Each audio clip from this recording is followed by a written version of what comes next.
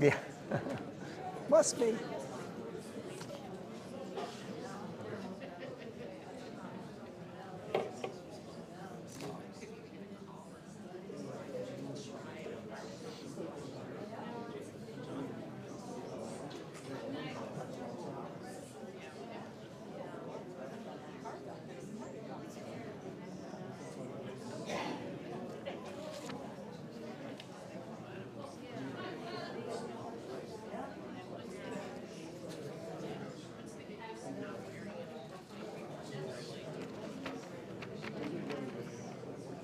Might have to be around the other side there, yes.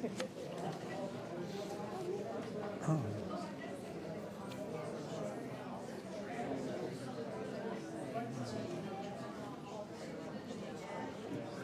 You're not technically late if it hasn't started, so. You were standing here, I said, I'm good. That might be the better way to do it. Yeah.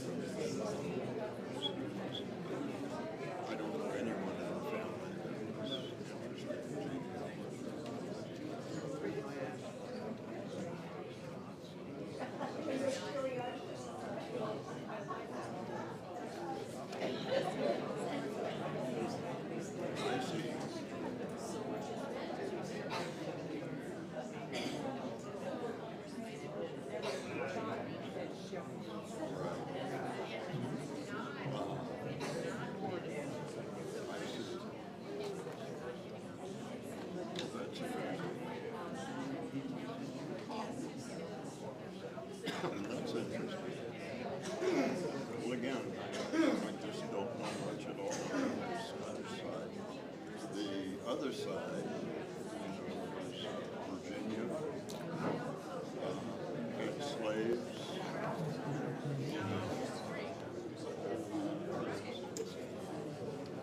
Okay.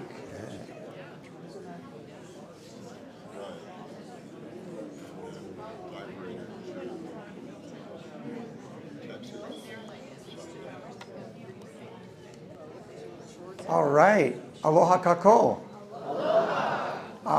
Sending out warm wishes tonight for George, our producer-director, who's normally up in the booth, not feeling well, so he is at home with the cats. So if he's watching this on the live stream, we wish you well, George. So, we've got two speakers tonight, which I'm really excited about because we were preparing for this some time ago, and we wanted it to be presented on the anniversary, which is the anniversary, for those of you who aren't paying attention.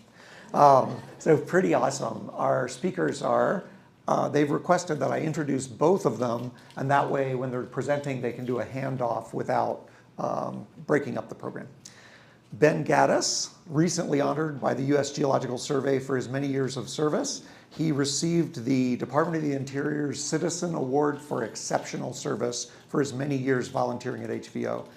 Ever since he learned about volcanoes as a youngster, he has been fascinated by them.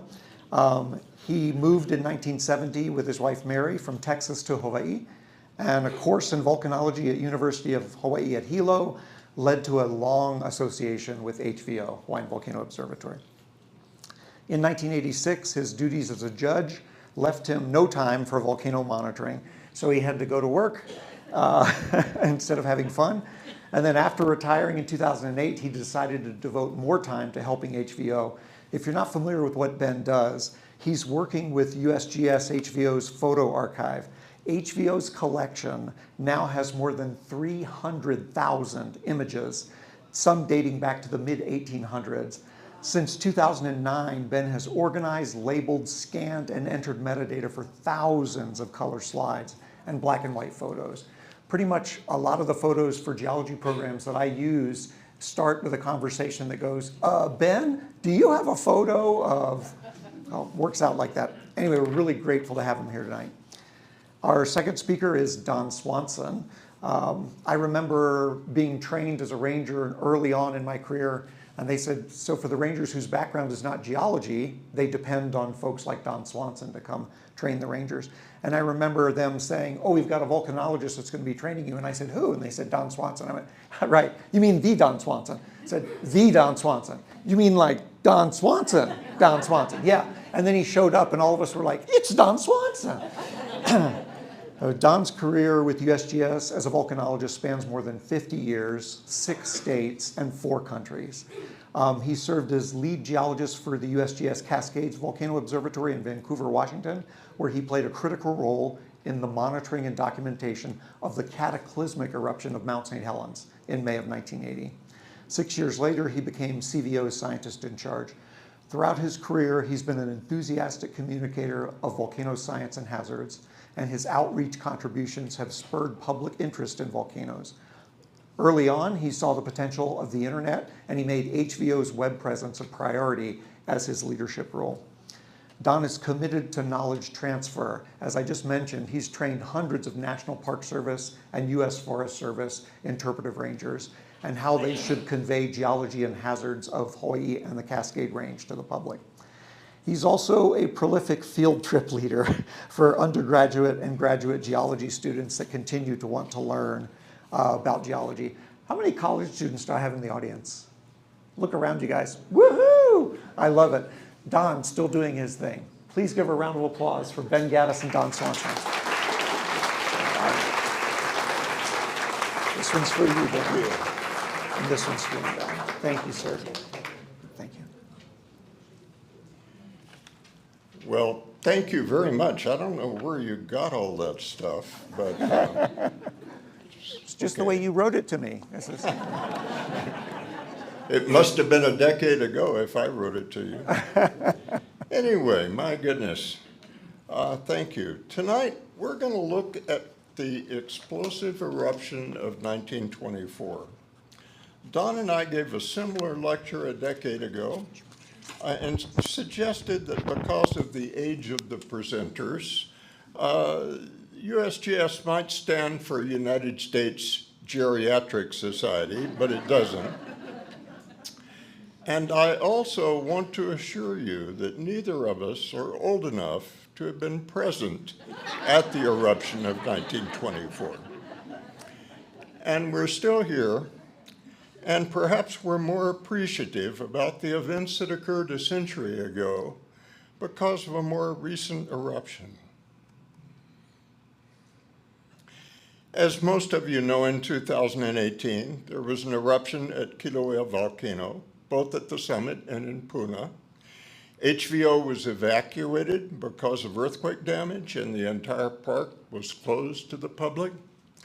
After establishing, Don established an observation post after the HVO was closed, and the Volcano House Hotel in the dining room, and the table settings had been removed, no food service, but the location was a stone's throw from where observers monitored the eruption of 1924.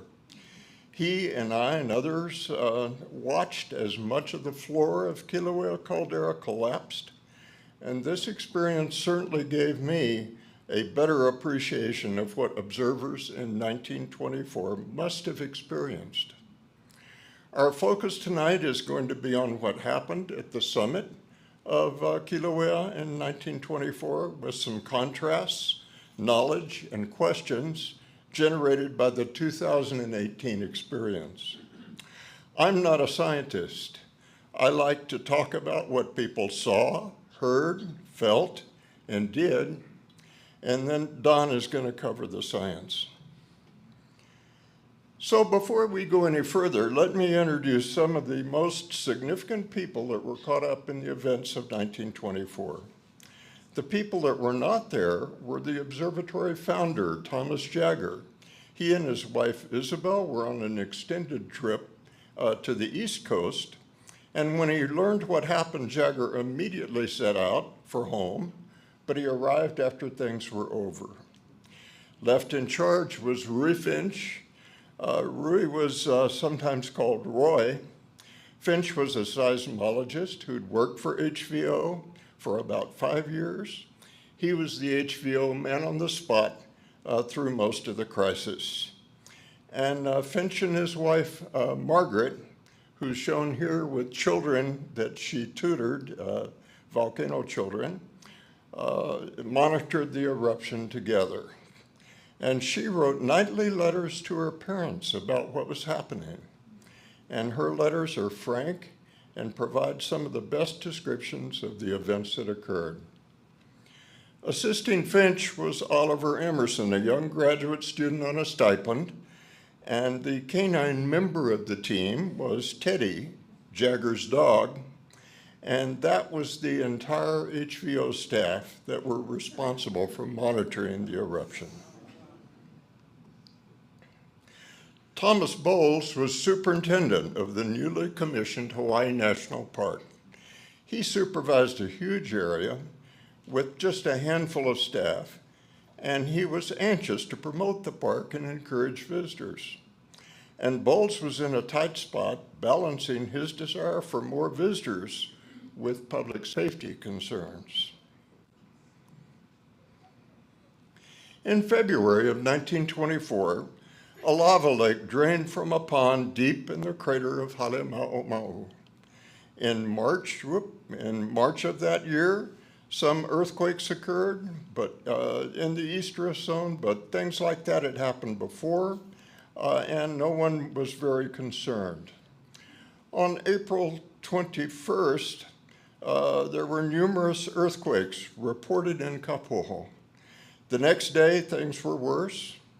A resident living near the railroad quarry counted 238 shocks between 5 and 9 p.m. when he gave up counting and went to bed. Over the next few days, the quakes intensified and the cracks began to open in the area. The earthquake, as you can see, left about 20 gaping cracks that extended uprift from Pu'uki'i down to the east tip of the island. This zone of cracks paralleled the East Rift Zone and was about 4 miles long and 1 mile wide. The zone acted like a hinge, dropping down 8 to 12 feet at the coastline.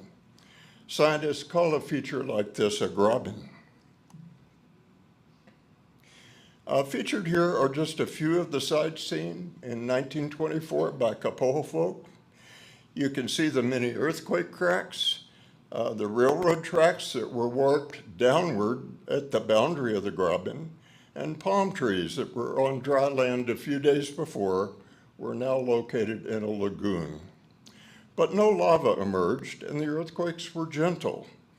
It caused very little destruction. One reporter estimated that the total cost was about $5,000. That's 1924 dollars, of course. And contrast that with the enormous losses that occurred when 24 volcano vents opened and spilled a huge amount of lava into the lower East Rift Zone in 2018. But by April 28th, 1924, Puna had stabilized and the focus moved to the summit of the volcano. Let's use this rough map drawn by Thomas Bowles at about this time to locate some of the key spots at the summit. And I've marked the spots with different colored arrows and kind of follow with me in a clockwise direction. The red arrow shows Halemaʻumaʻu, which actually had a smaller circumference than shown here. And the purple arrow shows Uikahuna Bluff. And at that time, there were no structures on the bluff, and people could drive there and park and get a good view of Halemaʻumaʻu. The green arrow shows the location of the volcano house, which was across the road from the main highway between Hilo and Pahala. The blue arrow shows the original location of the HVO observatory, right at the edge of the caldera where the volcano house is located today. A long winding road wound around Kīlauea Iki past Keanakekoi and to an area marked by the gold arrow called Sandspit, or the airplane landing field. And then the road extended right up to the pit at Halemaʻumaʻu where there was a turnaround. As things were shaking in Kapoho, harmonic tremor had appeared on the seismograph at the observatory for the first time since lava vanished from Halemaʻumaʻu in February. Avalanches and dust clouds began as the floor of Halemaʻumaʻu dropped away, and Park Superintendent Bowles had a problem. The next day, the steamship Samaria was due in port in Hilo on a homeward stretch of an around-the-world tour. What was he to do with the visitors? After an inspection of Halemaʻumaʻu on May 9th, the superintendent declared that the room was perfectly safe. And you can see the May 9th photo with the Model T and a gentleman standing close to the edge. He decided that there'd be no problem allowing visitors there.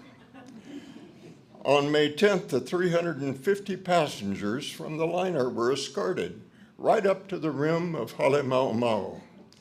They were enveloped in swirls of what witnesses call sand. We'd probably call this tephra. And then they continued on their tour. That evening, about 12 hours after the departure of the group, the first big explosion occurred in the crater. The next morning, Finch found fragments of rock up to 100 pounds that had been blown 750 feet from the rim of the pit. The Samaria visitors timed their visit well.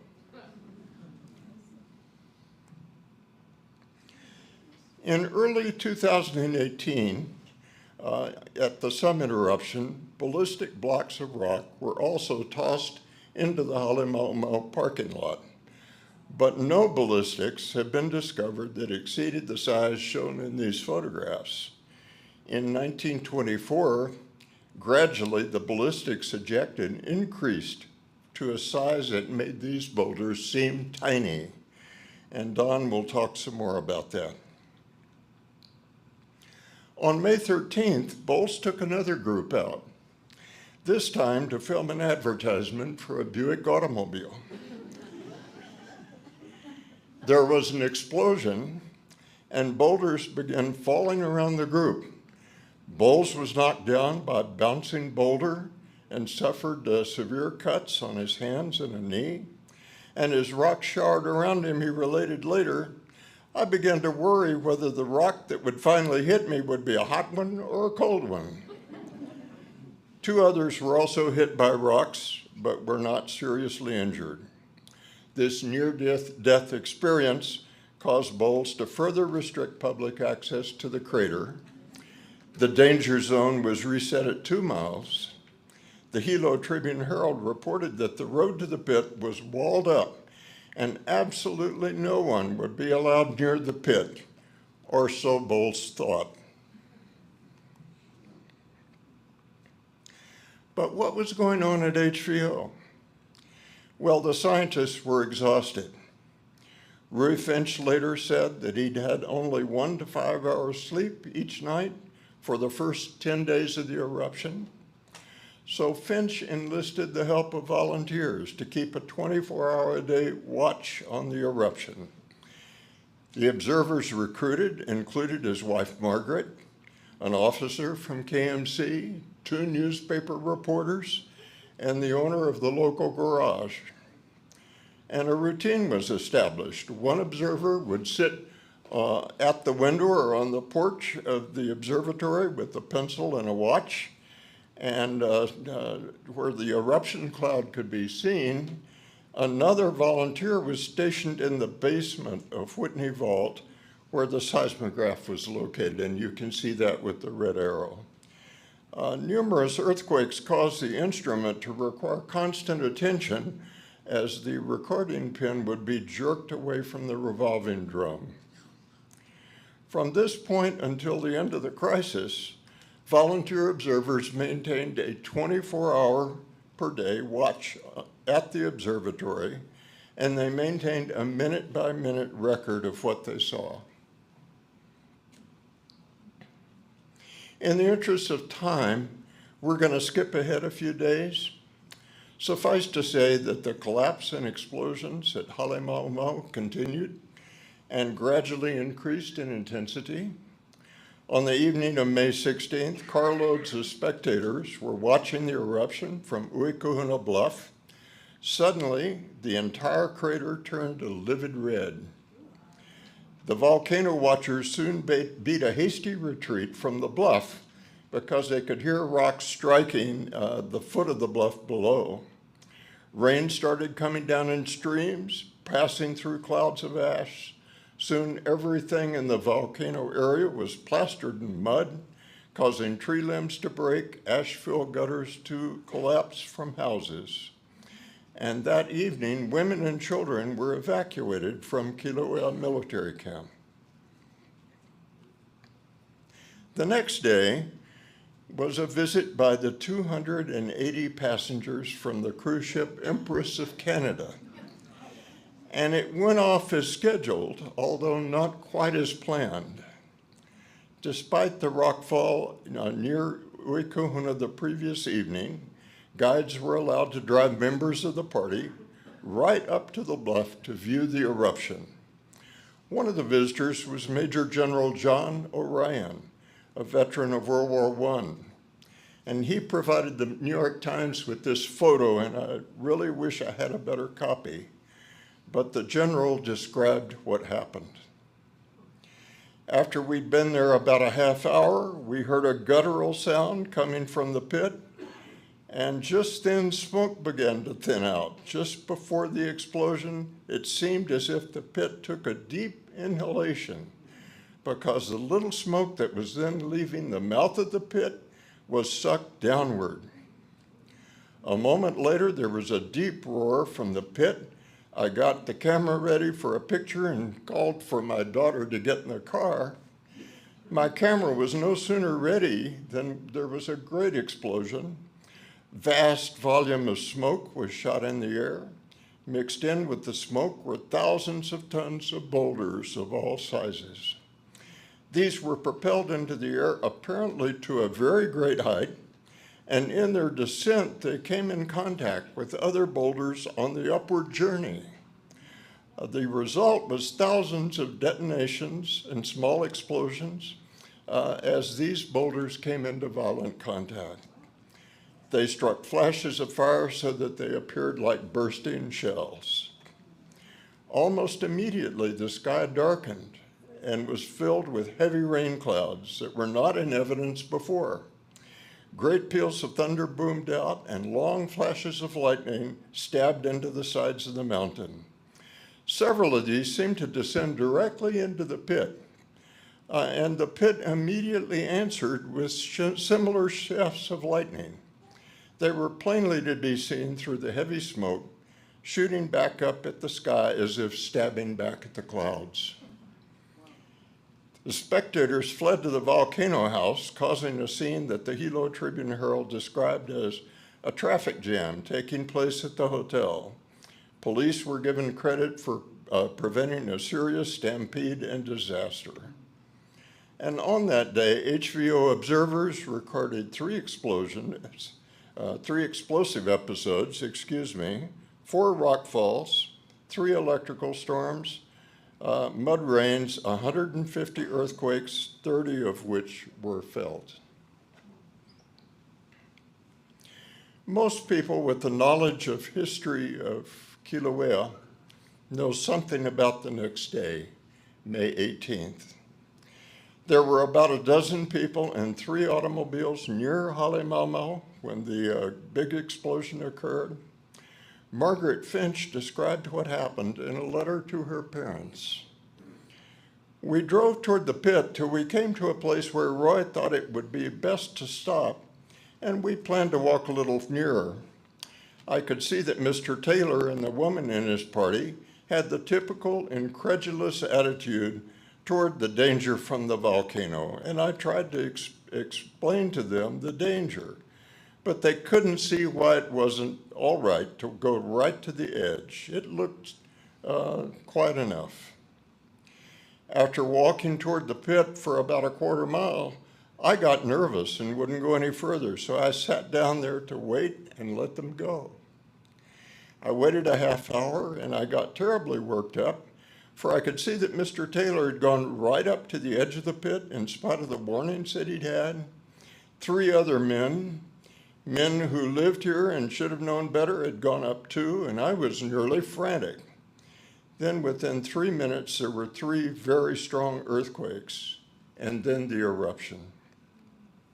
Enormous black clouds shot up with a tremendous roar, bearing boulders.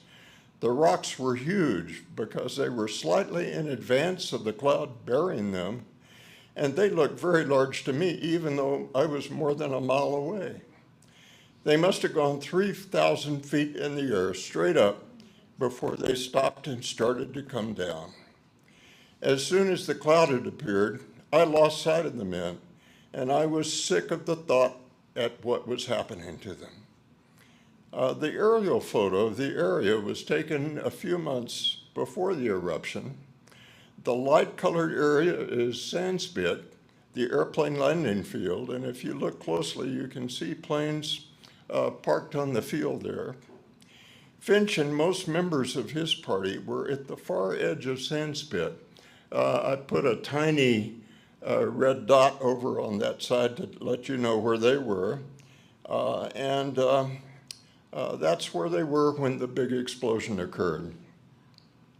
A large rock weighing about 300 pounds sailed over Finch and landed behind him on the lava flow of 1921.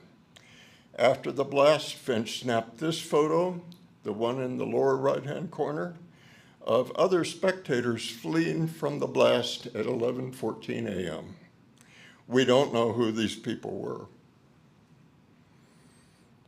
Photographer Kenichi Maehara was at Uikuhuna Bluff on that day.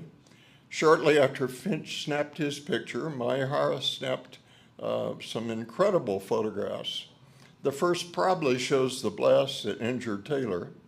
The second shows a secondary but much larger explosion a few minutes later. At the airplane landing field, a downpour started with a strange roaring sound. The noise was from accretionary lapilli, pellets, that had formed as ash rained through passed through the ash cloud. And these pellets of ash were as large as a pea and came pelting down on the spectators. At the summit of Kīlauea, all hell had broken loose. Static electricity blew out the fuses at the volcano house and shocked anyone that tried to touch an automobile. A huge electrical storm was underway. Lightning splintered many telephone poles along the road to Hilo. When the groups reassembled away from the blast, one person was missing, Truman Taylor. Roy Finch led a party back down to the pit to find him. They heard him calling and found him badly injured by this rock. This is the rock where Teddy is standing. And you notice they've marked a cross with rocks there to mark it. And as they picked him up and tried to carry him to safety, they were pelted with stones from another blast. Taylor was taken to the volcano house and then driven to Hilo Hospital, where he died that evening. A few years ago, Don and I and others went out to the area where Taylor was struck. And we found both the block that struck Taylor and the place where he was rescued. The block that struck him is the one with the red arrow down here.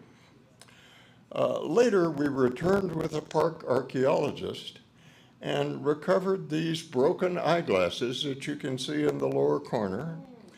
And those were embedded in 1924 ash right next to the rock that hit Taylor.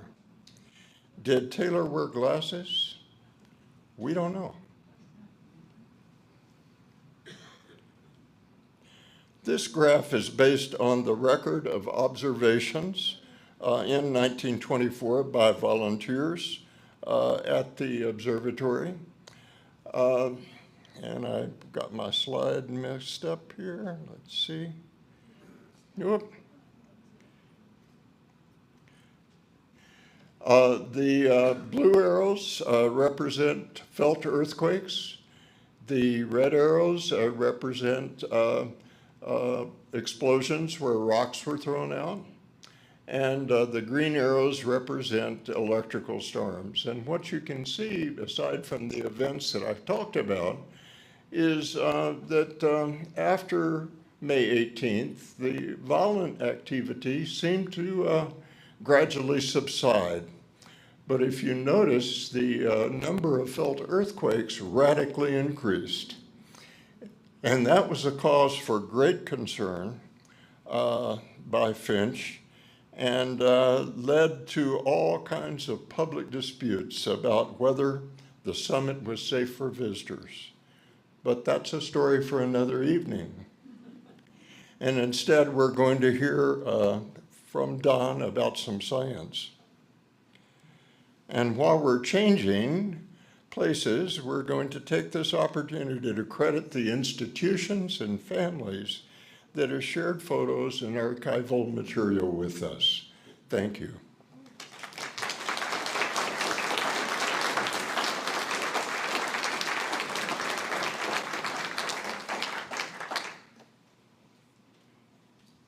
Quite a time.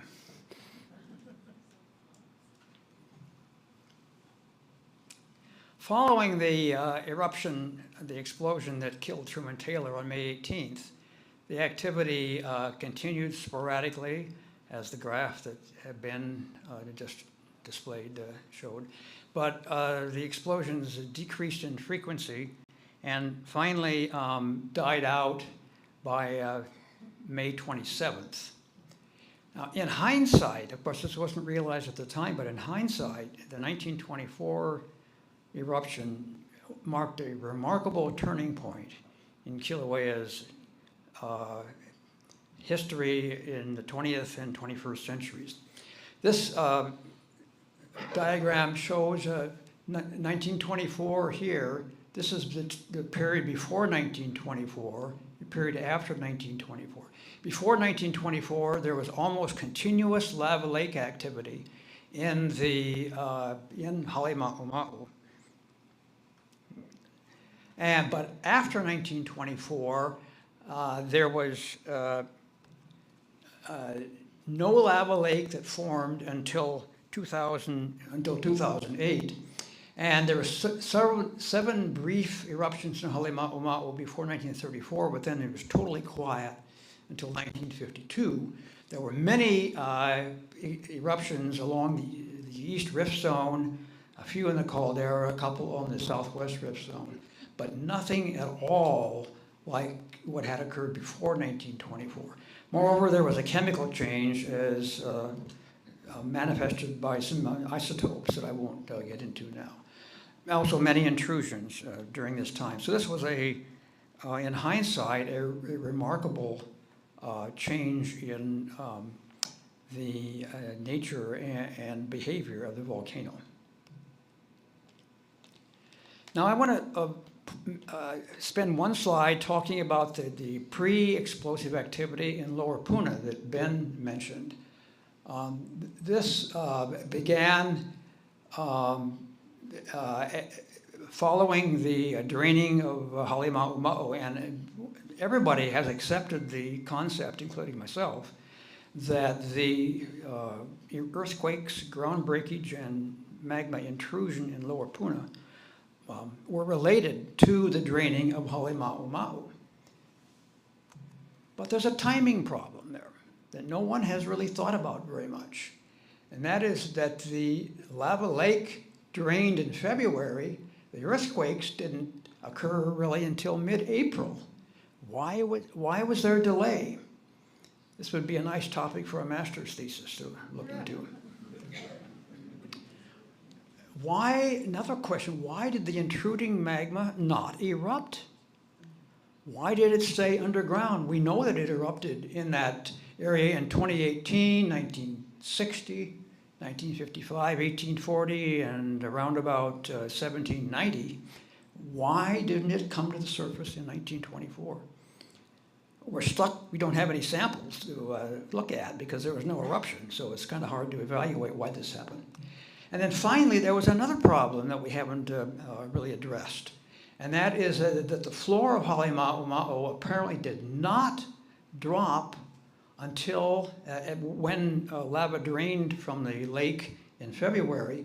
Instead, it stayed put and only began to drop after the intrusion in Lower Puna had ended on April 28th.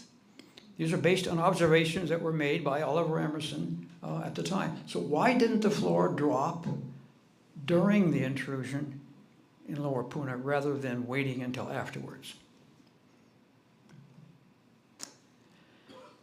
So there's lots to do. Now I want to shift gears and talk about the nature of the material that was ejected during the explosions that Ben showed. And, first of all, I'm going to be talking about blocks that are larger, are volleyball size and larger, that behave ballistically, like cannonballs. They aren't affected by the wind. There were many large blocks like this. The maximum weight was estimated at 12 tons that just got out of the crater. Both of these rocks have disappeared as the crater continued to widen. But the most famous block of all is still there. And that's the 8-ton block on the landing field that Ben mentioned, what we call the sand spit today. This block broke into several other pieces, smaller pieces, and formed a crater that in dense earlier explosion debris formed during the late 1700s. This photograph was taken in 1924 by Harold Stearns. I took this photograph in 2001. The rocks are still there. The crater is largely filled in by water and wind. The background has changed because there was an eruption that erupted a flow there in 1982, but the fundamentals are still there. So I asked Christina Helliker, Ruth Levin, and Jenda Johnson to put on their best approximations of 1920s flappers costumes and redo the famous photograph that Stearns did. This is a map of the various sizes of the ballistic blocks that were ejected during these explosions. The sizes are from more than 150 centimeters across down to less than 25, but most of them are in the 75 centimeter diameter and larger areas. Here's the 8-ton block. It's way outboard of the other large blocks in the area. This area, incidentally, has been filled in. It's no longer unmapped. And here is a simplified map of that, just showing the larger blocks. Again, the 8-ton block is here. These blocks were ejected out of the crater. Now this doesn't seem very unusual, but it turns out that studies of Ukinrich Mar in Alaska a few decades ago found that large blocks were ejected farther than smaller blocks. Large ballistics went farther than small ballistics because they have more momentum. So if the large blocks had similar ejection velocities and ejection angles to the small blocks, then the large ones would go farther. That was not the case in 1924. Obviously, the larger ones are clustered closer to the pit. The smaller ones drifted farther out, with the 8-ton block being the exception that might have found a sweet spot between ejection velocity and ejection angle. Now we're going to look at volcanic ash, the fine-grained material that some of you who live in volcano have doubtless experienced. The ash that was erupted during the explosions covered a surprisingly wide area from well north of Hilo up on the Hamakua coast into Lower Puna and down at Waihino and South Kona. There was a brief period of time when the cane hauling railroad in Maku'u had to be shut down because the tracks got too slippery from wet ash falling on them. This is a view of the caldera floor with the light-colored ash and the blocks that were thrown out by the larger explosions. And here are paw prints in muddy ash made by Teddy Jagger's dog. So sometimes the ash was obviously quite muddy. Now I've made a map of the ash thickness that was created by the explosions, and this map is in the process of being updated by Kendra Lynn and Drew Downs from HVERI. But anyway, the contours show equal thicknesses of ash. 5 centimeters, about 2 inches of ash up here in this northern part of the caldera, and it was reported that fine gravel fell at the volcano house, though we have not been able to find any deposits. The contours are pretty nicely spaced, except here on the southwestern part of the caldera, and that is because this is an area that is terribly windswept, and rain is blown across the area and has rapidly eroded the ash away. The black dots and figures are thicknesses made by Jagger in July of 1924, and his data compare closely with mine, except for this area, where he got more than 20 centimeters of ash, and I get just a bare 1 or 2, if that. Now, Harold Stearns had a really interesting experience with an ash fall. He was in Wood Valley, which is just west of Pahala, and the ash fell about half an hour after the explosion occurred in the summit. The ash cloud that he was in was so thick that he had difficulty seeing a building 45 meters away.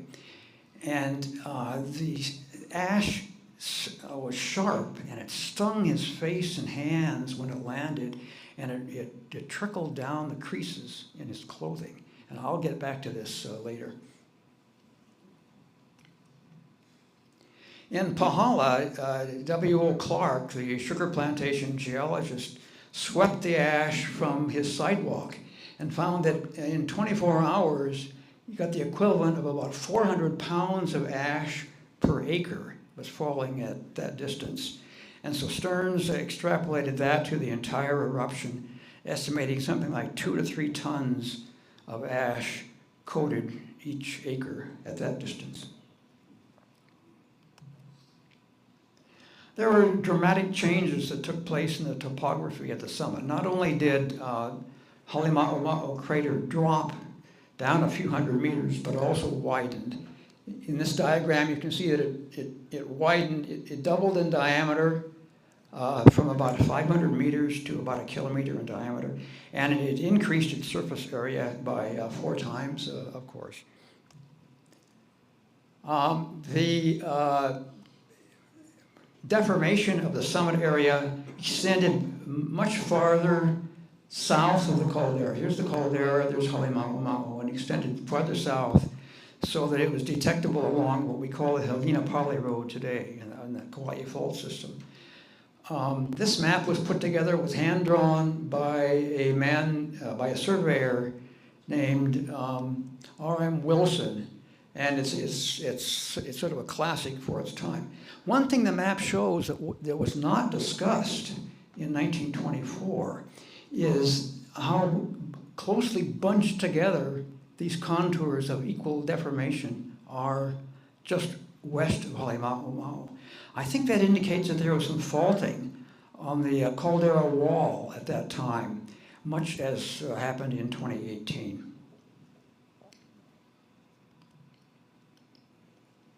Now, between the explosions in 1924, there was a passive steam cloud that would be rising from the crater. And this led me to prepare a model that I've shown at previous After Dark lectures. And we go from panel 1, 2, 3, 4, 5, 6. In panel 1, there's a lava lake present, fed by lava in a conduit. In panel 2, the lake has drained away. Below the water table, groundwater is now pouring into the hot conduit. The groundwater is heated by the conduit and is billowing off as steam. Panel 4 has a rock falls from the crater walls, providing a temporary dam, keeping the steam from passively boiling off. Panel 5 shows the explosion that occurs when steam pressure builds enough to blast the barrier aside. And then panel 6 shows we're back to the just passive steaming again.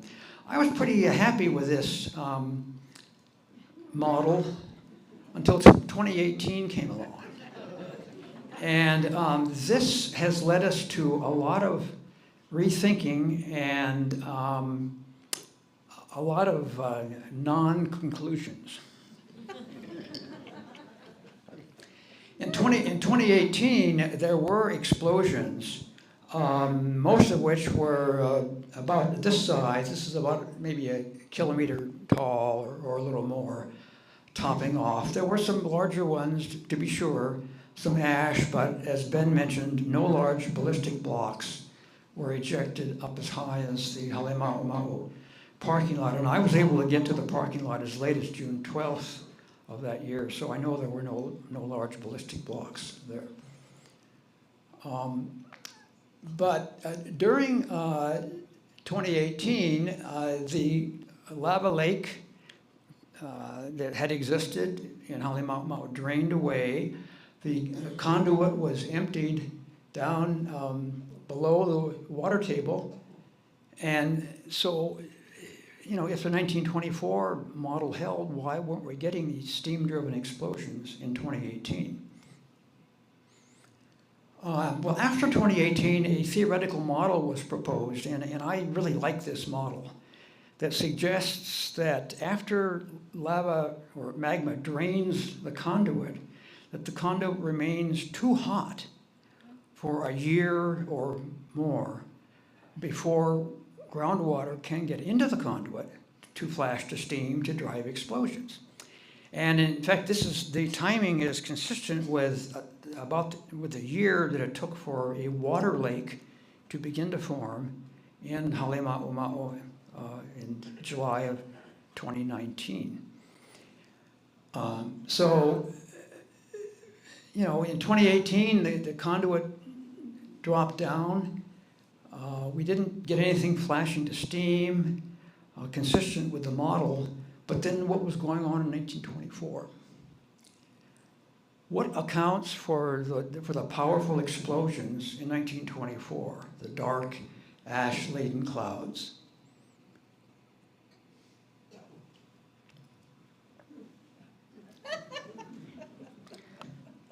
Just let it go at that. But this leads into the maybe part of this. In 2018, there's a dark eruption column, a cloud.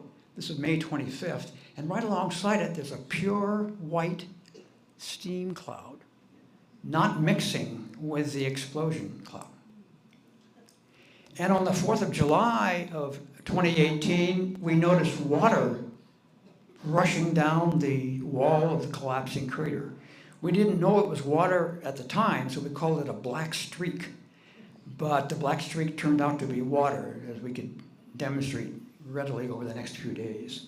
So the point is that there was water present in the caldera in 2018, but it simply wasn't interacting to create the explosions.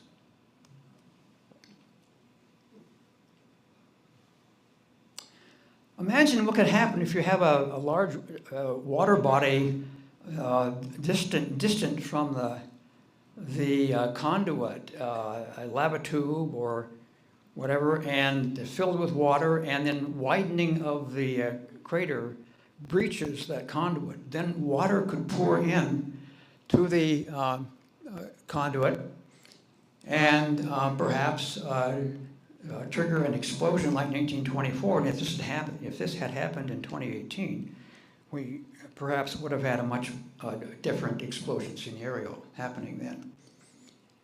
But it didn't.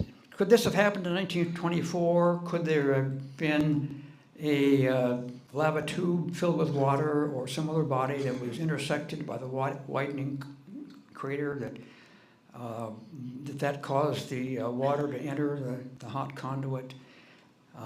It's just pure speculation that we don't know. In any case, though, it appears that most of the ash that was erupted in 1924 was made wet by rain, that it was not wet when it was erupted. Remember the sharp ash trickling down the creases in Stern's pants. It was dry, wasn't muddy. So it turns out that most of the 1924 explosions are consistent with the ash being wetted externally rather than being erupted as ash.